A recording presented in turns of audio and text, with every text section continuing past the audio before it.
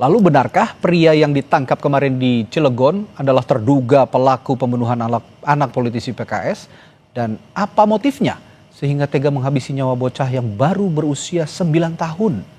Kita bahas bersama Kepala Bareskrim Polri periode 2009-2011, Komisaris Jenderal Purnawirawan Polisi Ito Sumardi. Selamat malam Pak Ito. Selamat malam Mas Radi. Assalamualaikum warahmatullahi wabarakatuh. Waalaikumsalam warahmatullahi wabarakatuh. Pak Ito, polisi kan mengaku susah katanya menemukan petunjuk pelaku, tapi tiba-tiba pelaku terpergok mencuri masih di kawasan yang sama. Ini banyak tanda tanya yang muncul juga di publik. Menurut analisis Anda bagaimana, Pak Ito? Ya, yang pertama tentu kita bersyukur ya Mas Radi.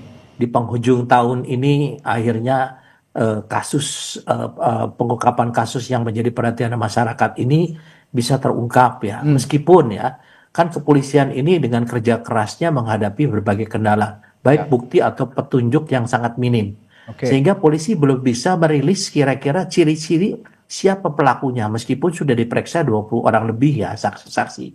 Semua tentunya ini masih gelap. Nah kebetulan, ini kembali ya, saya juga pernah mengalami saat berdinas. Kebetulan ada orang yang ditangkap yang melakukan pencurian di rumah mewah.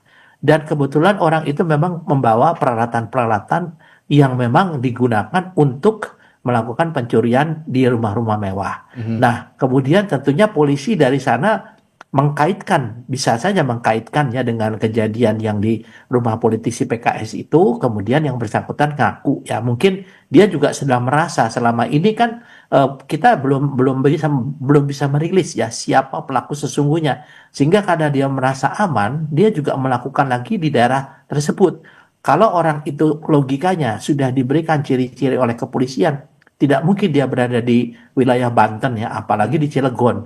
Tapi karena dia merasa bahwa identitas daripada pelaku pembunuhan almarhum Axel ini masih belum diekspos atau diketahui, dia tentunya merasa bahwa polisi belum mengetahui. Nah, pada saat dia ketangkap itulah, akhirnya mungkin polisi melihat bahwa yang bersangkutan adalah spesialis pencurian rumah mewah. Nah, dikaitkanlah dengan yang di Cilegon, yang di rumahnya politikus PKS. Langsung dia merasa bahwa dia mengaku. Nah, bukti lain bukan hanya pengakuan saja Mas Radi. Kan kemudian polisi melakukan pencocokan ya daripada alat-alat yang dibawa. Ternyata yang menurut keterangan itu alat itu memang cocok dengan pada saat dia mencongkel pintu belakang. Motif sementara menurut saya yang bersangkutan kepergok almarhum, kemudian dia panik, dia melakukan pembunuhan, tapi kemudian karena dia lihat akibatnya yang tidak diduga oleh yang bersangkutan melarikan diri ya. Jadi yang sangat tahu pasti adalah almarhum pasti kan ya. Tapi karena almarhum sudah meninggal, yang bersangkutan masih merasa bahwa tidak ada yang tahu sehingga dia melakukan lagi. Karena memang pekerjaannya dia, meskipun dia adalah salah satu pegawai daripada perusahaan besar, tapi memang dia memang spesialis pencuri rumah-rumah mewah ya. Jadi ya kalau orang bilang lagi apesnya lah ya Mas Arif ya.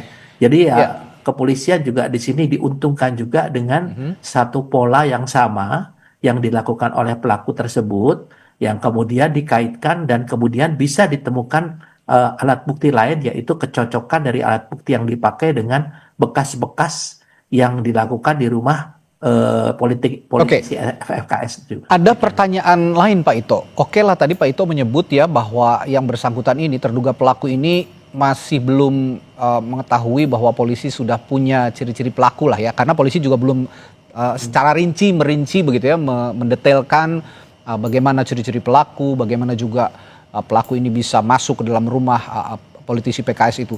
Tapi yang saya ingin tanyakan, dan juga banyak juga publik yang menanyakan, meskipun dirinya belum diketahui polisi identitasnya, tapi dia melakukan hal yang sama di lingkungan yang dekat dengan rumah politisi PKS ini. Sebegitu beranikah pelaku pencurian rumah, spesialis pencurian rumah, terlebih dia sudah melakukan pembunuhan, melakukan pencurian di daerah yang sama? Itu kan akan sangat mudah sekali diketahui oleh polisi di jejaknya, Pak Ito.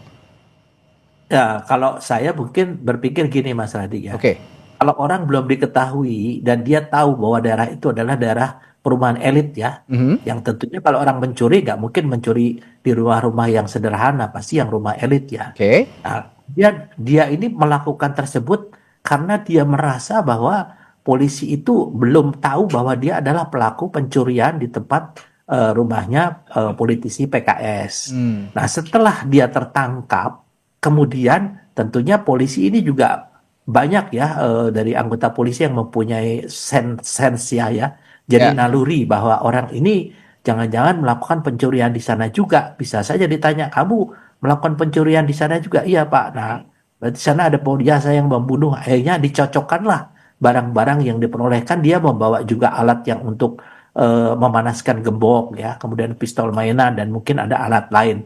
Jadi yang dikatakan oleh Kapolsek Cilegon itu adalah dasar daripada pengembangan. Nah, Oke. tentunya di sini akan dikembangkan juga apakah memang yang bersangkutan itu adalah pemain tunggal ataukah Nah, dia ya. punya jaringan.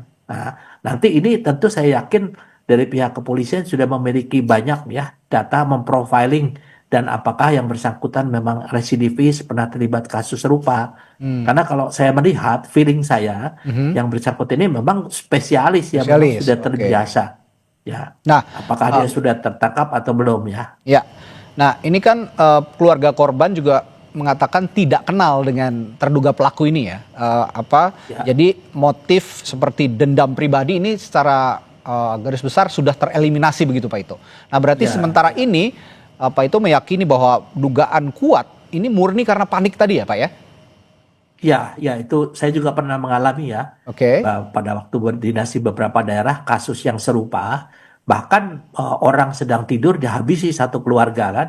Nah, tapi karena dia kemudian ketakutan, tidak ada yang diambil. Ternyata memang yang pelakunya itu adalah memang pelaku yang biasa melakukan pencurian dengan pemberatan ya. Tapi karena ketahuan, jadi satu keluarga dihabisi. Banyaklah kasus-kasus yang seperti itu. Oke. Nah, sekarang yang perlu dikembangkan adalah dengan tidak dikenal yang bersangkutan, tentu ini betul tadi Mas Radi bilang kita bisa abaikan kalau kemungkinan adanya dendam, ataukah mungkin ada suruhan orang, atau yang bersangkutan pernah bekerja ya, kemudian dipecat, sakit hati. Nah ini kan tentu ini, tapi ini masih dikembangkan ya motif yang bersangkutan, dan saya yakin dalam waktu dekat daripada Polda Banten ya, itu ataupun Polres Cilegon akan merilis hasil daripada pendalaman pelaku yang sudah tertangkap. Demikian Mas. Oke, ada satu lagi pertanyaan soal polisi yang mengklaim pelaku pencuri spesialis terduga pelaku ini merupakan pencuri spesialis rumah kosong dan mewah. Tapi kalau kita lihat aksi-aksinya sepertinya dilancarkan seorang diri. Nah, menurut Pak Ito lazim modus semacam ini terjadi di tempat-tempat lain? Oh, sangat lazim Mas. Oke. Sangat lazim ya. Jadi memang polisi itu menyampaikan tersebut tentunya bukan hanya asal ngomong ya. Oke. Itu tentunya hasil daripada pendalaman, dan kemungkinan besar yang bersangkutan juga sudah diprofil bahwa sudah melakukan di tempat-tempat lain ya, dari hasil pengakuan. Tapi kan ini kita tentunya perlu bersabar menunggu daripada penjelasan atau rilis resmi dari kepolisian daerah Banten ya.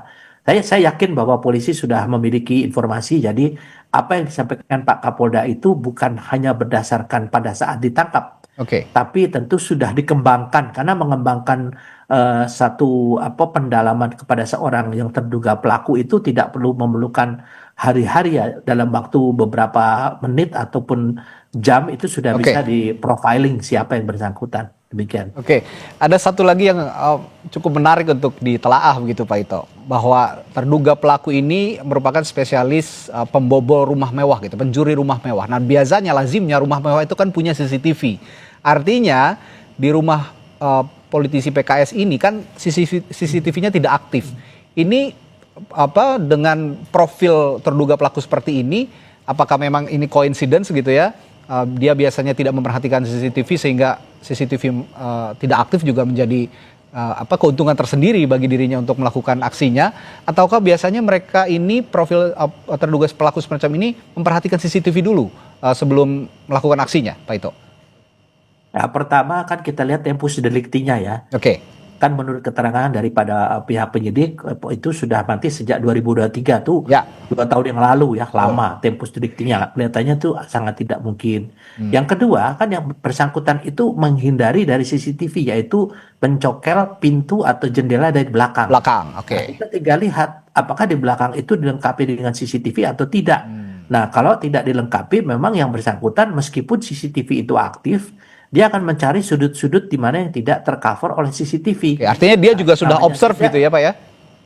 Oh ya, betul. Biasanya akan gambar dulu, Mas. Oke. Jadi pelaku-pelaku yang sudah profesional dia akan gambar dulu lokasi, gambar kebiasaan daripada pemilik rumah. Mungkin dia juga sudah menggambar bahwa pada saat ayahnya almarhum pergi kosong ditinggal situ, ternyata masih ada almarhum.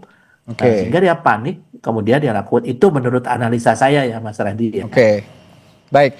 Terakhir Pak Ito, dalam kasus ini kan memang polisi belum secara rinci merilis motif secara resmi begitu ya.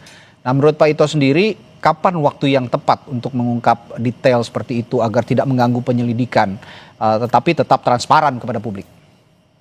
Ya, dalam teknik penyidikan ya, Mas Randy, itu ada hal-hal yang tidak disampaikan karena satu, jangan sampai ada barang bukti yang hilang. Yang kedua, jangan sampai kalau ini merupakan jaringan, tentunya Betul. kita juga tidak berharap nanti jaringannya akan bubar ya. Jadi banyak langkah-langkah kehati-hatian dan juga langkah-langkah yang tidak disampaikan melalui publik oleh penyidik tentunya ya. Kita berharap bahwa untuk kasus ini betul-betul akan merupakan kasus yang utuh. Jadi jangan sampai ini kasus sudah diajukan ternyata kemudian hari ada hal-hal yang kurang ya, yang kurang dalam penyidikan, sehingga sini tentunya tidak jeli, dianggap tidak jeli, dan profesionalisme daripada penyidik tentunya dipertanyakan ya. Saya kira itu yang mungkin alasannya mengapa tidak dirilis dalam waktu dekat. Tapi saya yakin kalau sudah ada pasti polisi akan menyampaikan kepada masyarakat. Dan yang paling penting Mas, bahwa dengan kasus ini kita belajar pentingnya CCTV itu ya, ditempatkan di sudut-sudut yang mungkin kalau tidak ada pun juga tentunya juga ada hal-hal yang perlu kita perhatikan, apakah dengan mengunci pintu dengan kunci ganda dan lain sebagainya ya. Ini untuk kepentingan kita. Ya, sistem Kita jadikan juga untuk referensi bagi kita. Baik. Demikian Mas. Ya, sistem keamanan rumah menjadi perhatian begitu ya dalam peristiwa pembunuhan anak politisi PKS ini, terutama modus awalnya hendak mencuri begitu di rumah mewah. Ini menjadi perhatian masyarakat untuk bisa membangun sistem keamanan rumah dengan baik sehingga terhindar dari peristiwa-peristiwa semacam ini. Terima kasih Kabar Eskrim Polri periode 2009-2011, Komisaris Jenderal Purnawirawan Ito Sumardi telah berbagi perspektifnya di Sapa Indonesia Malam. Sampai jumpa lagi Pak Ito. Selamat malam. Selamat malam. Saudara, Amerika Serikat menangkap Presiden Venezuela Nicolas Maduro dengan dalih perdagangan narkoba dan